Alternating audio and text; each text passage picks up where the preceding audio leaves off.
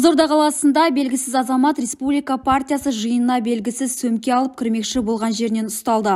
Абырой болғанда партия жетекшісінің оқиғары дер кезінде салдарын алдын алған. Оқиға орнынан тілшіміз. Көптеген жермен келіп жатырмыз. Қызылорданың адамдары негізі нағыз жанып тұр екен деп айтамын. Сұрақтарда өткір, жаңаде қызуғанды бір оқырманымыз жазған үлкен кісі жейтін бірдеңке беріп жіберейінші деп. Бізде жалпы сыртта кіргізбей жатыр, біреуді кіргізбей жатыр десең, адамды кіргізбей жатыр ма, келген қонақтарға кері әсер етіп жатыр ма, біреу жолын бөгеп жатыр ма дегенбіз.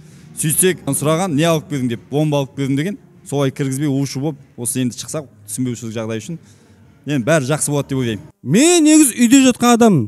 Үйде жатыр едім, қатын келді да, ана республика партиясының жиыны болып жатыр екен, Сырымбек таулар кепті. Соған инстаграмына жазып едім, қандарың ашып жатқан жоқ па деп. Мороженое жейміз деп жатыр. Соған магазиннен мороженое алып бар деді. Барып бір пакет мороженое алып алдым, бомба деген. Балдар баяғыда өліп жейтін еді ғой соны. Алып еще ана кешегі мұнайдың темасын шешіп алайын, сөйлесіп алайын, сырыммен бетпе-бет деп ойладым енді. Келе жатырмын, охранник телеохранительдер тоқтатты. Қайға баратсың деді, Сырымбек тауға баратырмын дедім, не апаратсың деді, бомба дедім. Қолымды қайырып, у нас покушение деп рациясына сөйлеп, қолым жылып аздады.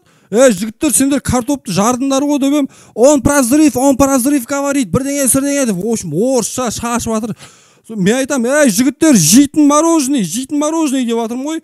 Сонымен әйтеуір тілге келіп, ашып, көрсетіп, сөйтіп морожененің ішін бәрін ақтарып, мороженое да қалды, жаңағы мұнайдың темасы да қалды, халықтың бәрі мұң-зарын айтып алды, мен ғана қалдым айта алмай далада. Енді өліп отырып қандай жаңағы Сырымбек таудың бомба емес, ляляфа дейтін мороженое жейтін.